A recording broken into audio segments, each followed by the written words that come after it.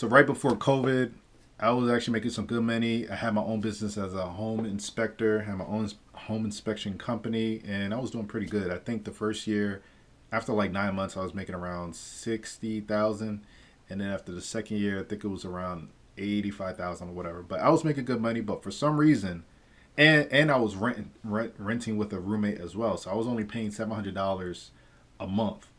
And for some reason, I was always still broke. And it's not because I was dumb. Like I graduated 2 degrees, engineering and physics, and I know how to make money for myself. So it's not like I was dumb, but it was just I didn't know where I wasn't mapping my money. I wasn't paying attention to the little drips, and I just had no direction for where I want my money spent. I had ideas in my head, but I didn't actually write it out. I didn't do anything like that. I wasn't strategic at all. And then before you know, it's like every month I was broke. When it came to trips, I always had to really scale, like really think about, okay, if I spend just $10 here, then I'm not gonna have $10. It was that bad. I don't know where. Even to this point, even to this day, because I didn't like look at my stuff. I'm not sure where all my money went, but anyways, I'm sure you can relate. I'm sure you've been in that position where you're making some good money.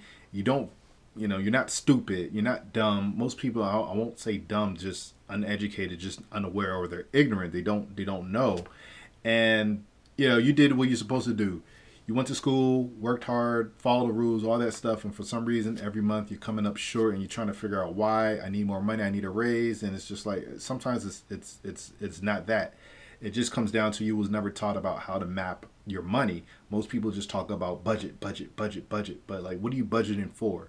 And then at what expense? They don't talk about the trade-offs. They don't talk about all this other stuff, but they just say budget and invest, and that's the new thing: budget and invest, budget and invest. And it's just like, wait, hold up. Before you get to that point, what worked for me was to understand what is my end goal, what is the life plan that I have for myself, and how am I going to get there. That, like, just that basic purpose, like really articulating the purpose that I have for myself. That's where it started really triggering me. Like, oh, okay, I gotta really, like, what am I doing all this for? Like, what are you working for, and what are you trying to do? So, you're going through all of this. This is where it's a situation where the snare comes up, and it's always freaking quiet because it's subtle. And if you're not paying attention, it is going to trap so many people. How many people have you heard of that are making good money, companies, businesses, or whatever, small businesses that are making good money, and all of a sudden they're bankrupt, or they lose everything, or they have so much debt. Like, it happens to people that are smart, and it just comes down to just how, like, where do you put your money towards. And you might be thinking you're advancing in your life. Even if you go up your career, you're getting bonuses and raises, but you also got that lifestyle creep, and you're spending more money, and it looks like progress, but really you're just creating a bigger cage for yourself. You're just trapping yourself. So, but once you understand how to map your money, then all that stuff is in the past. It's just learning experiences, it's stepping stones. I'm gonna get you right so that you don't have to think about that in the future. No matter what age you're at, you can always start soon, or you can always start now. So it's not like it's hopeless. So, but before get started, I'd like to know, where are you watching from? Just put your city in the comment section down below. I always like to see the type of communities that I'm reaching, how I can be more effective, and how can I be even more relevant to wherever you are in the world. Because I don't like to just talk about just plain financial stuff and stuff. Like, I actually want to use real life scenarios and situations, because I learn from it, and also I'm sure it'll be more helpful for you. So let me know what city that you're watching from, and then I can start. If I start seeing a trend, I'll do research on what's going on over there, so that you can even more easily relate to the content that I'm doing. And then, if this is your first time on my channel, basically, welcome to Where's My Cash Flow. I don't focus on budgeting. I focus on mapping your money, tracking it, mapping it, and trying to decide where exactly you're gonna put that money towards. So that's what I like to focus on. This is no budgeting. Cut this money here, eat ramen noodles, and all that other BS that is. I won't even do it. I can't even tell you to do it. I don't even want to do it. I'm tired of hearing about it. So I'm going to give you some realistic help and ways to turn your situation around. So I'm going to go ahead and get started. I'm going to write the first thing. So we're going to break down why smart people get trapped by the snare. And it doesn't mean that they're dumb. I mean, they're smart people, but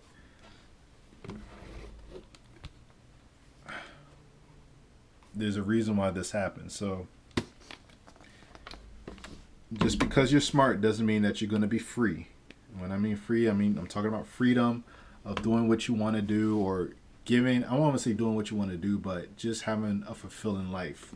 So it's not that you're lazy, not that you don't care. Obviously, we care about having a better life, but you just wasn't taught how to map your money enough, and that's what I'm gonna just be teaching you with this channel. All right, so I want to write down the scenario, or just the architect of a smart person, and this is what we usually expect from someone that is smart. Someone that looks smart and is successful. So it can be a doctor, a lawyer, put some tradespeople in there, people that own plumbing companies, real estate agents, companies,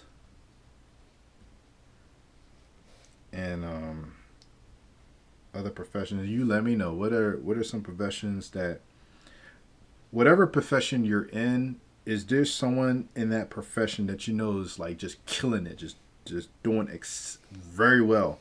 Which profession is that? So that I can make note of that, and I can possibly do a video about that as well. So this is the architect of a smart person. So I want you to look at this, take it in, and consider what it is. So this person checks every box. They are intelligent, driven, socially acceptable success, but what's inside? They're still anxious about money.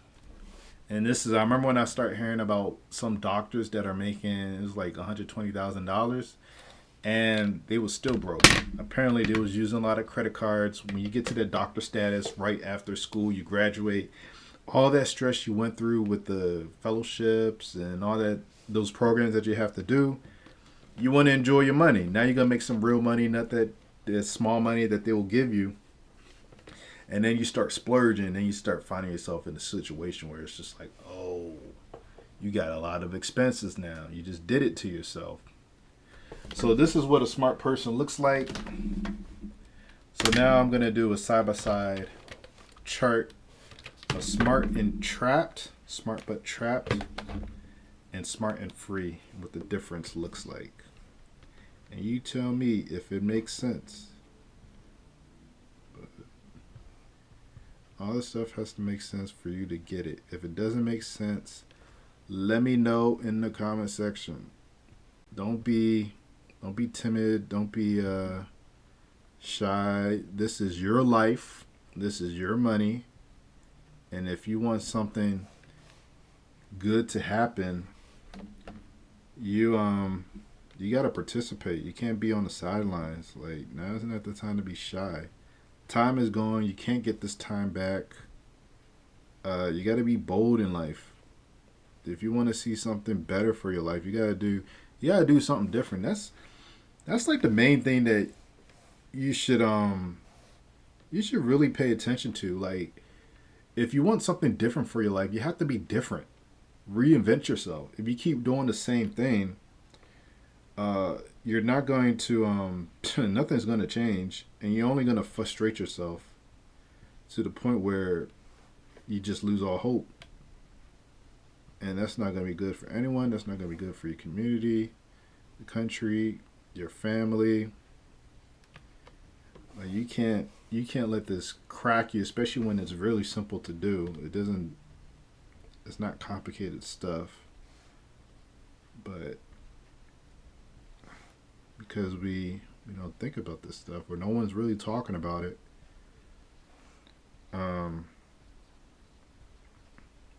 we all find ourselves in a bad position at some point in our lives. They're not telling this in public school. I'll tell you this, maybe now is different because people have been like really getting on it, but when I was in public school, just growing up, no one talked about personal finance. No one talked, like, they'll do all the math stuff, but they don't make it relatable, and you don't really think about it.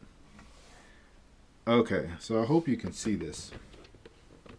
I'll read it out. So you get on one side, on the left side, you have someone that is smart but is trapped by the snare. And on the right side, you got someone that's smart and is free. They have their freedom. I hope you can really read my handwriting. So, left side, they don't track anything. They have lifestyle creep. So, as they make more money, they buy more stuff. They do emotional spending with the card. They're not using cash. So, card is just, it takes away the pain away from it. And they do random purchases. And then on the right side, the one that's smart and has freedom, they track their cash flow. They know exactly where the money's going, so their money has a purpose. They have a mission. They have a job. They do strategic upgrades, so whatever they enhance to their lives, it's been planned for. It's not on emotion. Conscious spending. They're really conscious about what they spend their money on, where it's going, what it wants it to do for them. They don't just spend just to spend.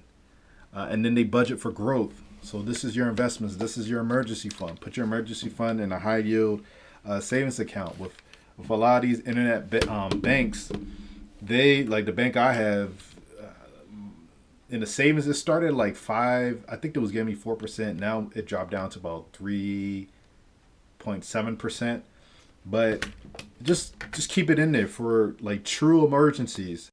I'll say have multiple emergency funds where it's not just one big one. So you got the one where 6 months or a year of savings in case you lose your job or whatever. So that's one. Then another emergency can just be for something crazy just tends to pop up. Like, I mean, there's so many vehicles that you can use.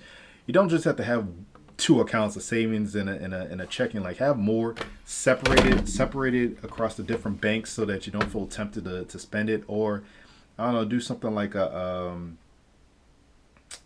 trust fund, or I don't know, something for yourself where you really can't touch it. It takes a lot of work for you to get to it. So only difference between these two people is just the direction, what they assign their money to do. One feels like they get an upgrade. They have that emotional appeal to it. They don't have it in check.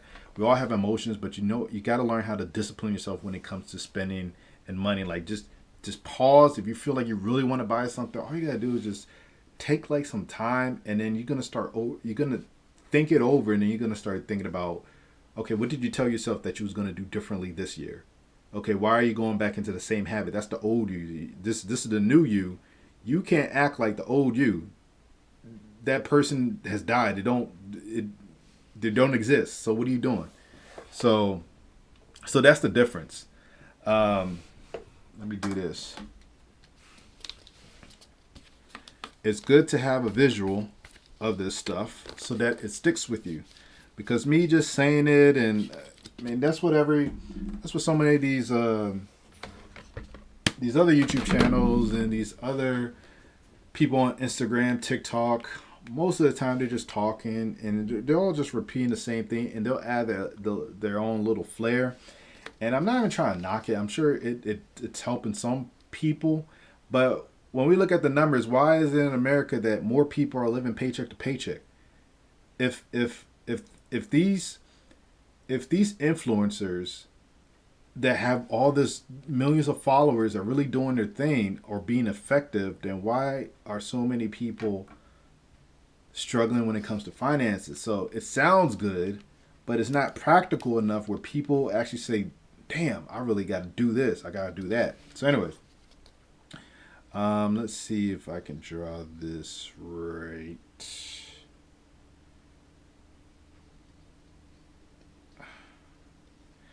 It's supposed to be, you're going to see.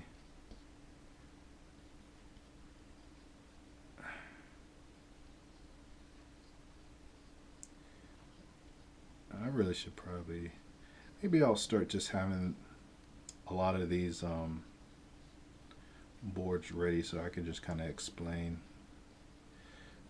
Or maybe I can just continue doing what I'm doing. I mean, if you're feeling me, if you like that I am going along, I don't have things prepared, it just seems natural and legit, then let me know.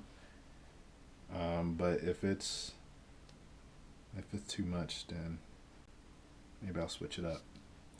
Man, my writing is not good. This is supposed to be a spider web, and that's you in the center. That's you stuck in what's around you. You got debt, you got impulse spending, then you have neglect, and then lifestyle inflation. So this is what's happening when you got your money coming and you're not paying attention. It slowly wraps around you and it just traps you. It gets you stuck. And this is what happens to a lot of people, because one day you realize, wait a minute, I had this new job, I got this new bonus, I got this new raise. Why is it that, oh, my car broke down and it just messed up everything? Or I had to go to the hospital for this emergency that happened, or I broke my leg or whatever, playing this baseball, whatever it is. And now this medical bill I thought I can take care of, I got insurance, all of a sudden it's like wiping out my extra money. Like, what's going on? And it just comes down to, you didn't have that buffer in place. You didn't have the emergency fund in place.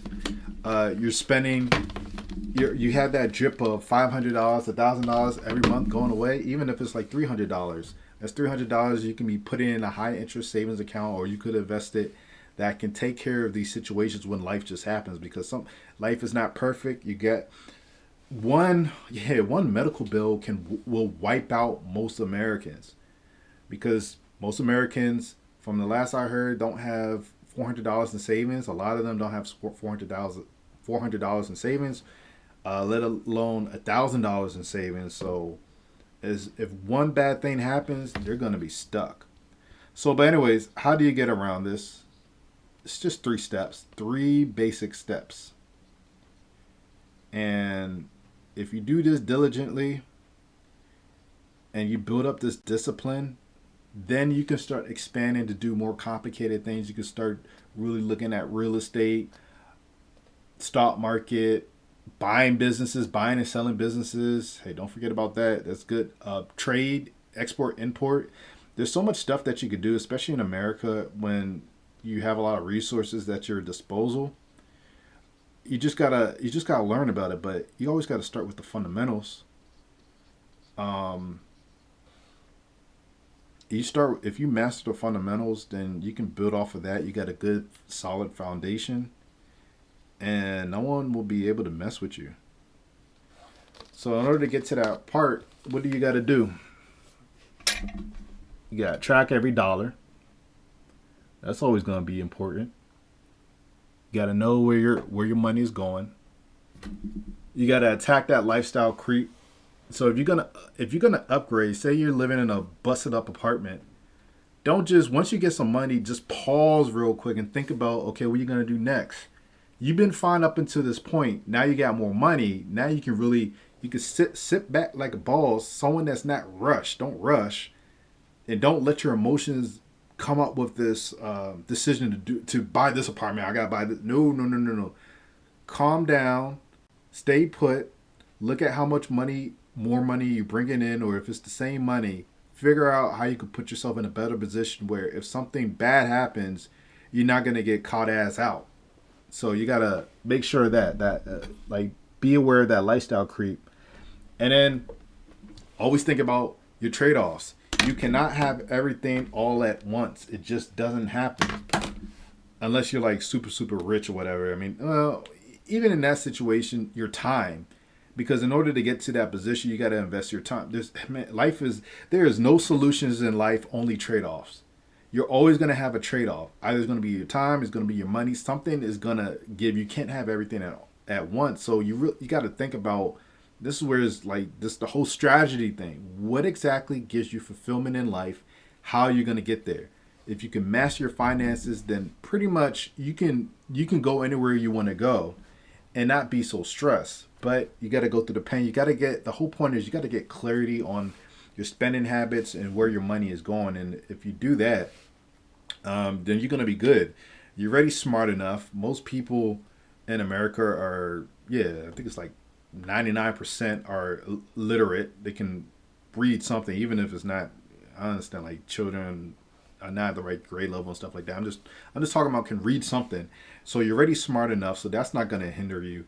It's just a difference on how you approach your money, how you gonna track it, how you gonna map it, why are you spending certain things. Once you understand that, that's when you could go back to, okay, I'm gonna so-called budget for this, budget for that. But I really don't like to use the word budget because it's been overused so many times, and even when I hear it, I'm just like, "Ah, damn, I don't want to hear. Like I like to say, give your money an assignment. So once you understand where your money is going and your spending habits, then assign your money to a certain place. Okay, this money is going here, this money's going here, and always keep in mind you have to put in money for just spending, just regular spending, because let's be real, like it's not like you're gonna do everything perfect. Give yourself a buffer of money you can spend. So even if you do spend more than what you allocated yourself to spend, it sticks with you because you're like, oh man, I was on track and I spent a little bit too much next month. Okay, if I do the same thing next month, then I really got to solve this. At least get that it gets you thinking in that thought process of, uh-oh, these are some warning signs. I'm going back to the old me. The old me is gone. I got to go to the new me. The new me is here. The new me is trying to go somewhere that my old me can't get to. So it's just like it just allows you to pause and start making better decisions. And of course, if you're looking, if that's the direction that you're going and you know you want this, not just saying it or that sounds nice or whatever, but you're actively trying to get there, look at my link, get a service, whatever makes sense for you, so you can start on that journey, and you're gonna be good. Come with insights and all that. Like you gotta, like I said, you gotta you gotta take action. You gotta do stuff you haven't done before, because you're in a position in your life right now due to your best decision. It's not anyone else's fault. It's yours. You can't blame the outside. If you blame the outside world, you're just telling you're you're unconsciously telling yourself that you're not powerful, and that's not a good position to be in, because that's when you can start getting depressed. If you take uh, accountability of your actions and say, oh, it's all on me, you have the power to change your destination because it's all on you. It always relies on you. Is your decisions. You can always change your decision and then do a pivot and go somewhere else. And it's like, oh yeah, because it's me. I have the power to change to create the life that I want. So just think about that. Start from a position of saying you are powerful. You can change your decisions. You don't have to stay in this exact situation. There's so many inspiring stories of people that started broke or homeless, and then all of a sudden they're doing extremely well. There's so many of those stories. You can find them, but start with tracking your money, understanding where your money is going, your spending habits. This is what I do with my financial audits. I can help you get to that point, get those insights, get that information, and then you can go from there. So if you appreciate this video, if it was really helpful to you, then let me know. Give me some feedback in the comment section, and share this video with anyone else that's struggling with money or trying to find a different way to come out their own situation. And remember to subscribe, and also you can follow my Instagram and TikTok accounts. I try to make shorter videos and just on the go type of stuff, and also my personal stuff when I'm like traveling and stuff like that. I want to start putting that on or I'm going to start putting that there. So if you want to see that type of stuff, then just go to this video's description. You see all the links there, and then go ahead, do your thing. That makes sense.